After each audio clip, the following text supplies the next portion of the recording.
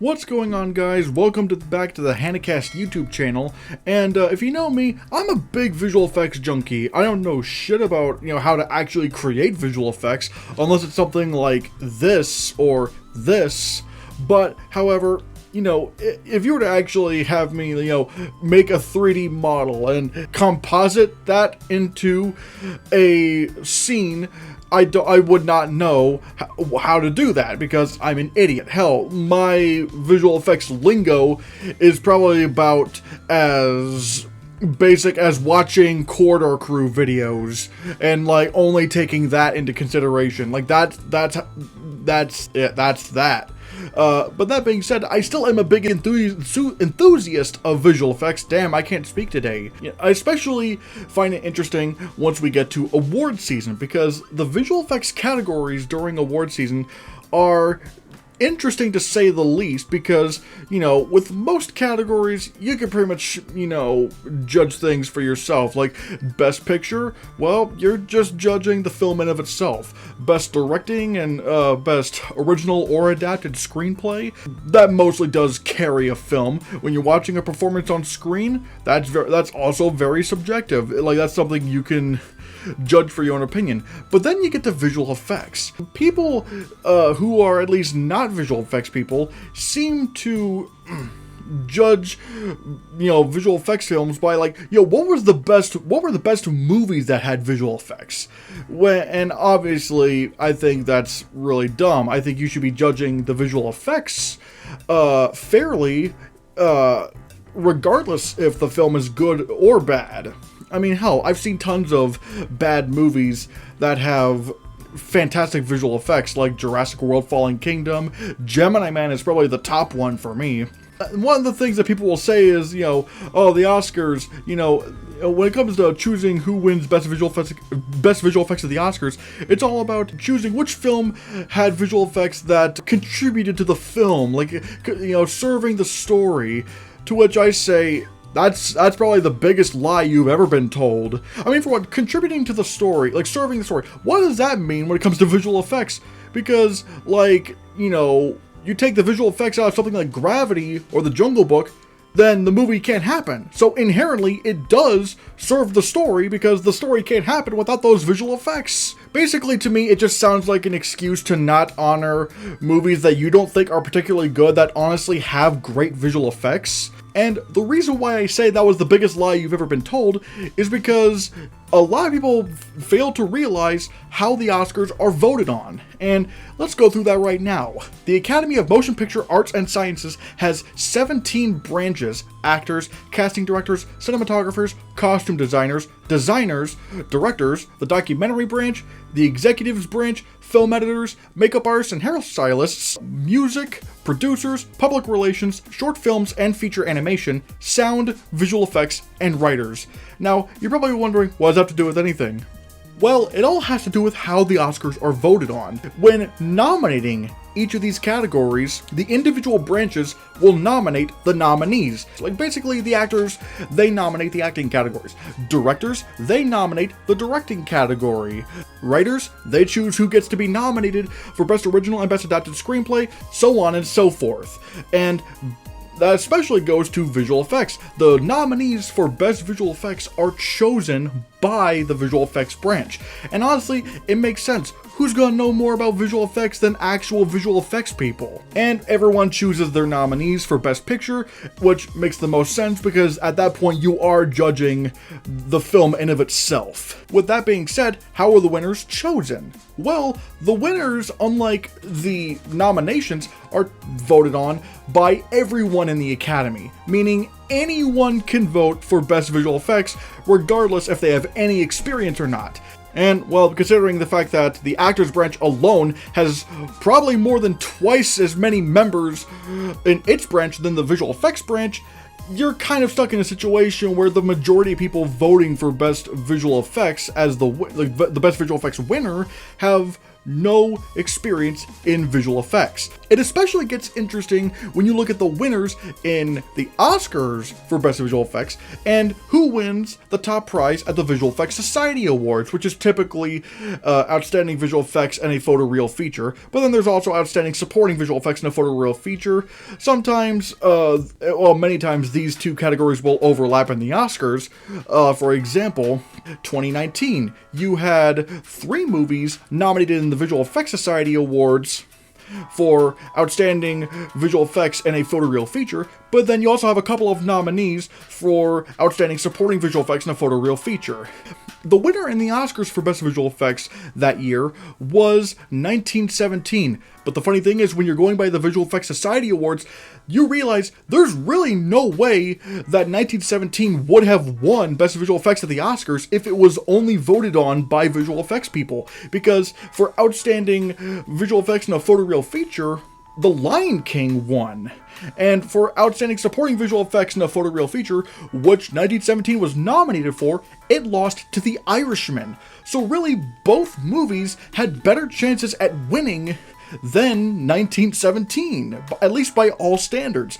But again, because the visual effects winner at the Oscars is not chosen by solely visual effects artists, you're getting people who know nothing about visual effects voting on the winner of Best Visual Effects, because let's face it, people shit on visual effects all the time. I mean, people will complain about 1 or 2 bad shots in Black Widow without taking into consideration that the majority of the film had superb visual effects. This is something that visual effects artists see, where it's like, yeah, we acknowledge that, that's not a great shot, but the majority of this film has fantastic visual effects. But what does the general public do? They see 1 or 2 bad shots, and they go, well, I mean, the entire film's CGI is bad. Boo! And really, if the visual effects branch alone chose the winners for Best Visual Effects at the Oscars, you would have actually seen some pretty different results. I mean, obviously, like, Avatar would have still won, Gravity would have still won, The Jungle Book would have still won, but you would have also had probably radically different choices. For example, Blade Runner 2049 would have probably not won Best Visual Effects, it probably would have gone to War for the Planet of the Apes. Remember when Tenet won Best Visual Effects at the Oscars? Well, it would have probably gone to The Midnight Sky had it not been the entire Academy voting for the winner of Best Visual Effects. In fact, going back to War for the Planet of the Apes, I honestly think all 3 movies would have won Best Visual Effects at the Oscars had it just been the visual effects branch voting for the winners. War for the Planet of the Apes would have beaten Blade Runner 2049, Dawn of the Planet of the Apes would have beaten Interstellar, and Rise of the Planet of the Apes would have definitely beaten Hugo. And overall, that is one of the things I think would make the Oscars so much better, and it's that do what you did with choosing the nominees, the individual branches nominate the individual categories, but have the individual branches vote for the winners, because again, let's face it, who's going to know visual effects better than visual effects artists? Who's going to know cinematography better than cinematographers? Who's going to know acting better than actors? And again, everyone can vote for Best Picture because, like I said before, that is the category where you are judging the film in of itself. Now, there is also a part of the Oscars where the visual effects branch creates shortlists of movies. That has been a varying number throughout the years, and from that shortlist, they choose the nominees for Best Visual Effects. We're not going to go over the shortlists today because this video is going to be long enough as is, and I still need to get some information and or at least some clearance on sharing that information. But regardless, let's talk about the history of the nominees and winners and showing how things have actually kind of changed throughout the years. Let's start with the very first Academy Awards, which was for the years 1927 and 1928. Technically, the visual effects category didn't exist yet. This was actually given as an award at the time called Best Engineering Effects. And the nominees that year were Ralph Hamaras for no real specific film, Nugent Slaughter, and yes, that actually is his real name, for no specific film, and Roy Pomeroy for Wings. Now we jump forward to 1938, where a Special Achievement Award for special effects was given to Spawn of the North. And if I'm not mistaken, from 1938 to 1964, 1964 being the last year that this was being done, visual effects and sound effects were combined into one category called Best Special Effects. And this is especially where we get to 1939, which was where you had the nominees, and those nominees were Gone with the Wind, Only Angels Have Wings, The Private Lives of Elizabeth and Essex, The Rains Came, Topper Takes a Trip, Union Pacific, and The Wizard of Oz. And like I said, for a good stretch of time, these are, like, some of these films are nominated for visual effects, some of these films are nominated for sound effects, sometimes for both.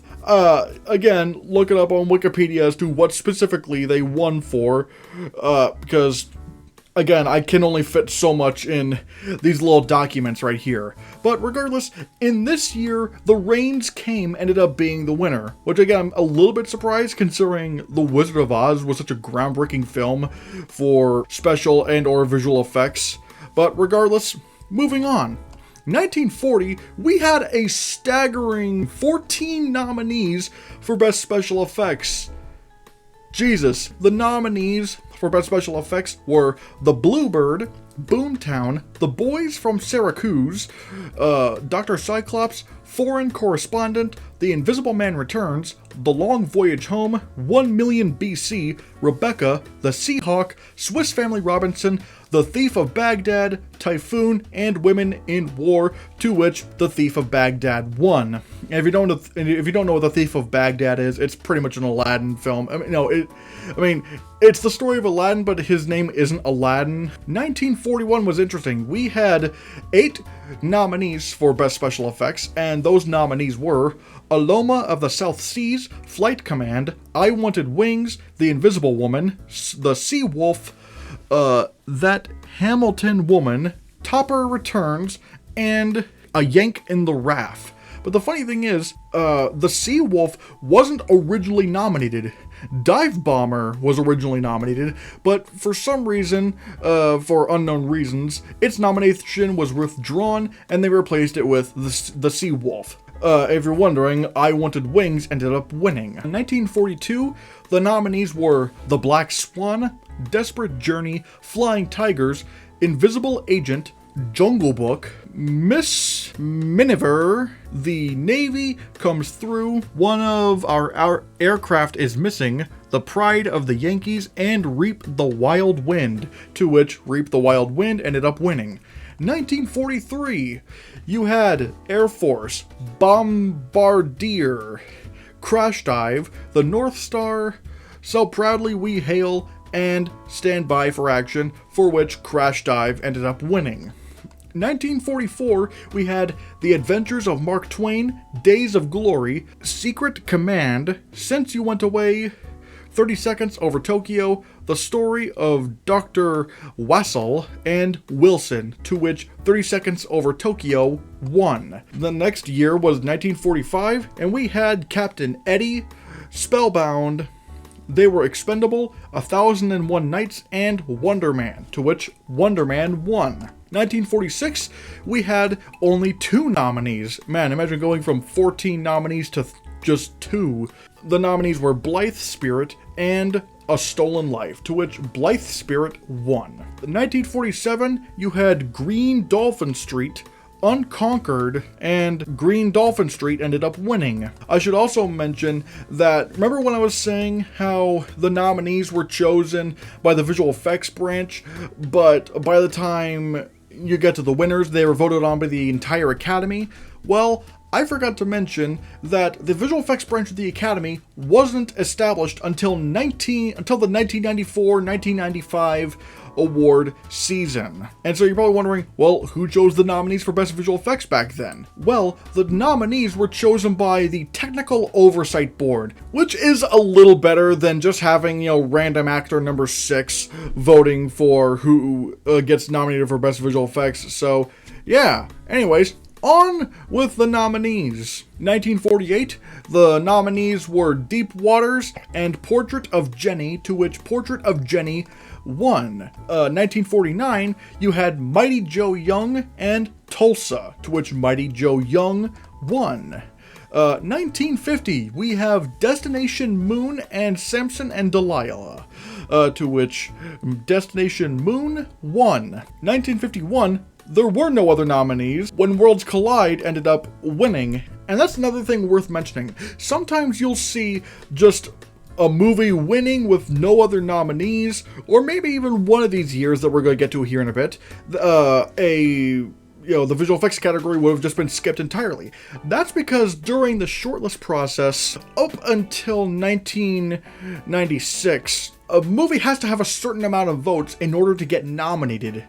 And if a movie didn't receive enough votes, it doesn't get nominated. So, once we get to 1996, there basically became mandatory where at minimum 3 movies had to be chosen for best visual effects in terms of who gets nominated. Anyways, moving on. 1952, once again, only one film ended up getting enough votes, so Plymouth Adventure won by default.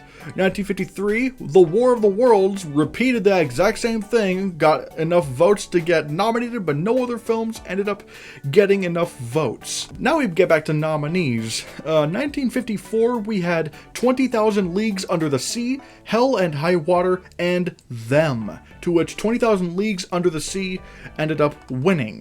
1955, we have The Bridges at Tokorai, The Dam Busters, and The Reigns of Ranchipur, to which The Bridges at Tokorai ended up winning.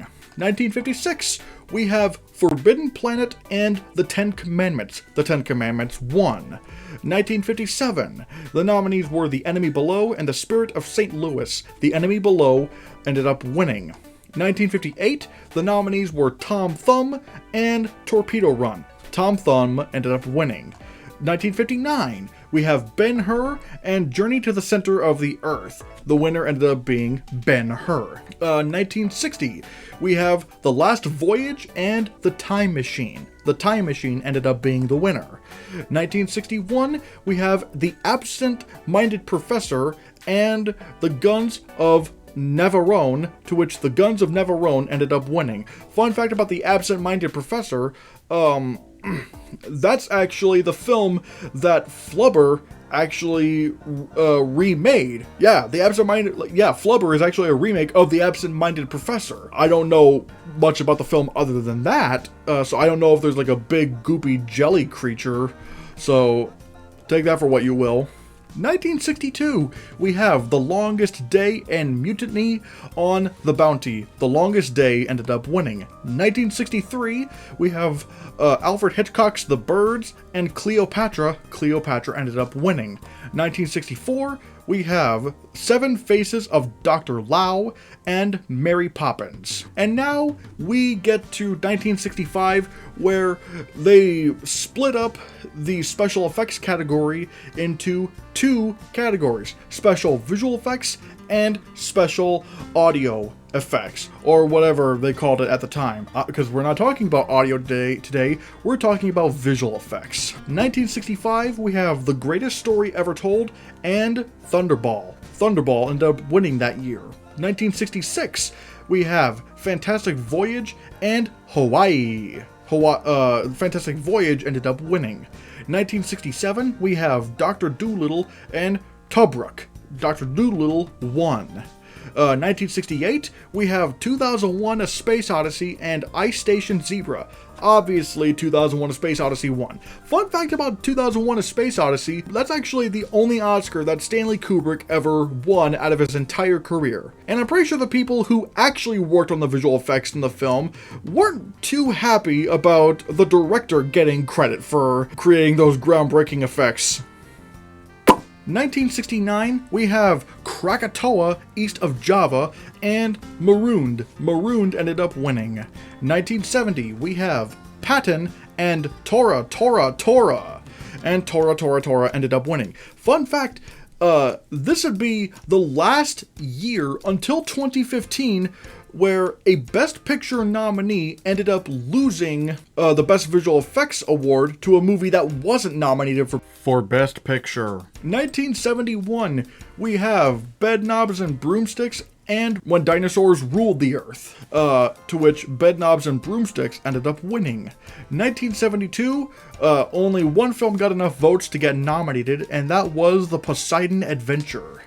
1973, no award was given. I guess the technical oversight branch didn't like any visual effects that year. 1974, once again, we only have one film that was given enough votes, so it automatically won, and that was Earthquake. 1975, same thing happened again, where we have The Hindenburg being the only contender, so it won by default. 1976, weirdly enough, if I'm not mistaken, this is the only tie for Best Visual Effects in the history of the Academy Awards, where we have King Kong and Logan's Run. 1977, this is especially where more familiar films start popping up. We have Close Encounters of the Third Kind and Star Wars A New Hope. Obviously, Star Wars A New Hope won. Which, fun fact, if I'm not mistaken, Star Wars A New Hope is the only Star Wars film to win a competitive Oscar for visual effects, or at least, like, when I say competitive, I mean, like, there were, like, it beat other nominees for visual effects. So that's interesting. 1978, Superman the movie ended up being the only film amongst the shortlist that year that got enough votes for a nomination, so Superman the movie ended up winning by default. 1979, we have 1941, Alien, The Black Hole, Moonraker, and Star Trek The Motion Picture, to which Alien obviously won. Oh god, this video is taking forever to film. 1980, Star Wars The Empire Strikes Back was the only film in its shortlist to get enough votes for a nomination, so it automatically won by default. 1981, we have Dragon Slayer and Indiana Jones and the Raiders of the Lost Ark, to which Indy won. 1982, we have Blade Runner, E.T. the Extraterrestrial, and Poltergeist, to which E.T. the Extraterrestrial ended up winning. Which, I'm not gonna lie, whenever I do that shortlist video, I do know the shortlist of 1982, and that's a pretty banging list. 1983, we have Star Wars Return of the Jedi, which is, at least so far, the last Star Wars film to win Best Visual Effects. 1984, we have 2010, the Year We Make Contact, Ghostbusters, and Indiana Jones and the Temple of Doom. Temple of Doom ended up winning. 1985, we have Cocoon, Return to Oz, and Young Sherlock Holmes. Cocoon ended up winning. 1986, we have Aliens, Little Shop of Horrors, and Poltergeist 2, The Other Side. Aliens ended up winning. 1987, we have Inner Space and Predator. Inner Space ended up winning. 1988, we have Die Hard, Who Framed Roger Rabbit, and Willow. Who Framed Roger Rabbit ended up winning. 1989, we have The Abyss, The Adventures of Baron Munchausen, and Back to the Future Part 2. The Abyss ended up winning.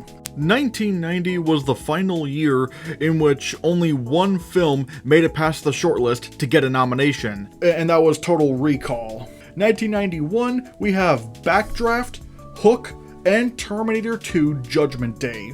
1992, we have Alien 3, Batman Returns, and Death Becomes Her. Death Becomes Her ended up winning. Please subscribe to the YouTube channel. I need it, people, please. 1993, we have Cliffhanger, Jurassic Park, and The Nightmare Before Christmas, to which Jurassic Park won.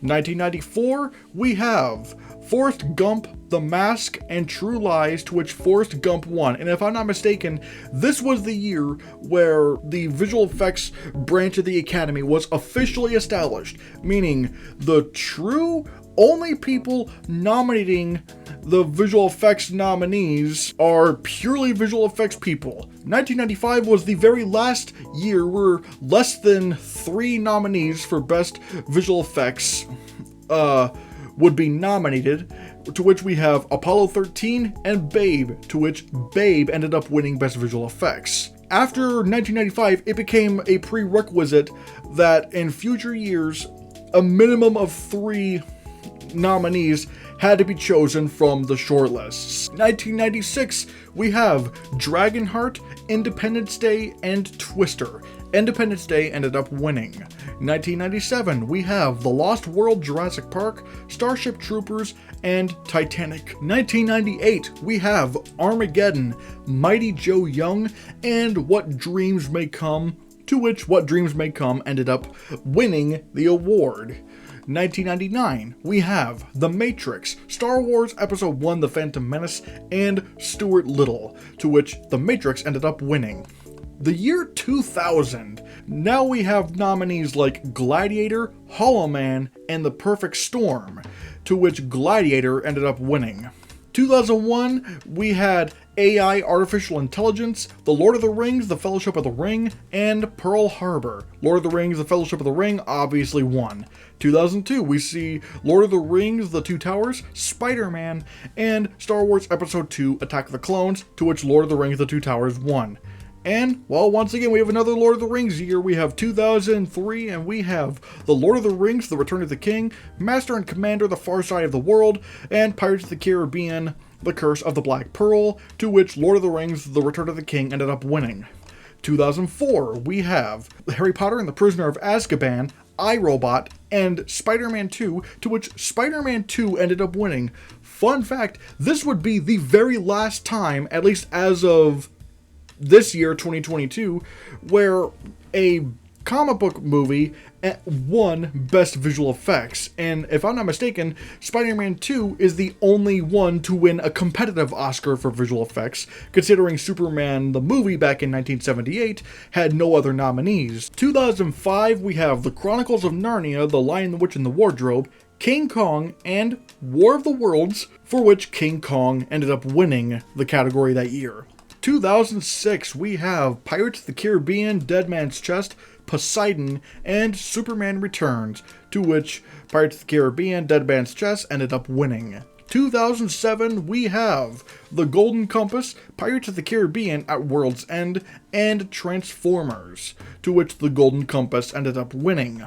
2008, we have The Curious Case of Benjamin Button, The Dark Knight, and Iron Man. The Curious Case of Benjamin Button ended up winning that year. And if I'm not mistaken, this was the last time a DC film would actually get nominated for Best Visual Effects. It has still not happened since then. 2009, we have Avatar, District 9, and Star Trek. Avatar, it obviously won. 2010 saw the first time where we would, in a very long time, where we saw 5 nominees for Best Visual Effects. Remember that whole thing where it's like you had to choose a minimum of 3 nominees back in 1996? Well, I'm guessing they extended that to where now you gotta pick 5, which makes sense because visual effects are constantly getting better and better as time goes on. Regardless, here were your nominees in 2010. Alice in Wonderland, Harry Potter and the Deathly Hallows Part 1, Hereafter, Inception, and Iron Man 2. Inception ended up winning that year. 2011, we have Harry Potter and the Deathly Hallows Part 2, Hugo, Real Steel, Rise of the Planet of the Apes, and Transformers Dark of the Moon. Hugo ended up winning. 2012, we have The Avengers, The Hobbit, An Unexpected Journey, Life of Pi, Prometheus, and Snow White and the Huntsman, to which Life of Pi ended up winning. 2013, we had Gravity, The Hobbit, The Desolation of Smaug, Iron Man 3, The Lone Ranger, I will not debate this, The Lone Ranger 100% deserved that nomination, and Star Trek Into Darkness, to which Gravity deservedly won. 2014, we had Captain America, The Winter Soldier, Dawn of the Planet of the Apes, Guardians of the Galaxy, Interstellar, and X-Men Days of Future Past, to which Interstellar won. 2015, we had Ex Machina, Mad Max Fury Road, The Martian, The Revenant, and Star Wars The Force Awakens. I remember this year. It was a tough competition because you had 3 Best Picture nominees and the first Star Wars film to come out in like 10 years, and everyone's thinking, oh man, which of these could possibly win?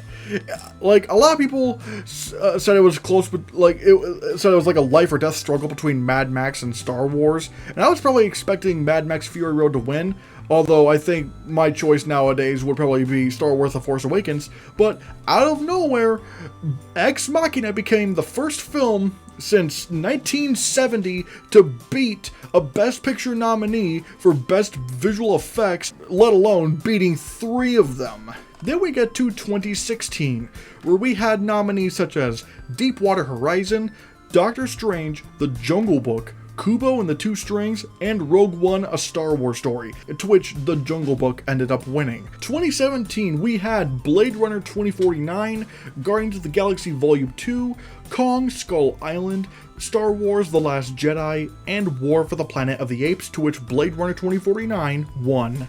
Then we get to 2018, where we have Avengers: Infinity War, Christopher Robin, First Man, Ready Player One, and Solo: A Star Wars Story. First Man ended up winning. Then we have 2019, where you had the nominees such as 1917, Avengers Endgame, The Irishman, The Lion King, and Star Wars: The Rise of Skywalker, to which 1917 won. 2020, or as I like to call it, probably the worst year we've ever had for visual effects in the modern era, to which we have nominees such as Love and Monsters, The Midnight Sky, Mulan, The One and Only Ivan, and the eventual winner, Tenet. And then finally, we come to our final year, at least as of this date, because it is, like I said, it is 2022 and Oscar season for next year hasn't started. So anyways, we have Dune, Free Guy, No Time to Die, Shang-Chi and the Legend of the Ten Rings, and Spider-Man: No Way Home, to which Dune ended up winning Best Visual Effects. And there you have it. That is the complete history of nominees and winners for Best Visual Effects. Like I said, we will go over the history of the shortlists in a future video. Like I said, I need to get some clearance to see if I can release that information. I don't know. So let's just see. What movies were you surprised got nominated for or won Best Visual Effects? And also, I'm going to give you this interesting question as well. What do you think is the worst movie that has Oscar-worthy visual effects? Because I feel like that's a good question I want to ask. Because, like I said, you don't have to like a movie in order to, praise the visual effects of it. Like I said, I don't like the Sam Raimi Spider-Man trilogy. But at the same time, Spider-Man 2 100% I thought deserved that award back in 2004. And if it were me, I'd still probably nominate Gemini Man for Best Visual Effects back in 2019, despite the fact that I think that movie is really, really bad. It's hard to really describe that. Let me know what you think is the worst movie that admittedly has Oscar-worthy visual effects in it. Don't forget to hit that like button, hit that subscribe button, oops, wrong button, and hit that bell icon for you to be notified of future videos. And that'll do it for me, guys. See you to the next video. Bye.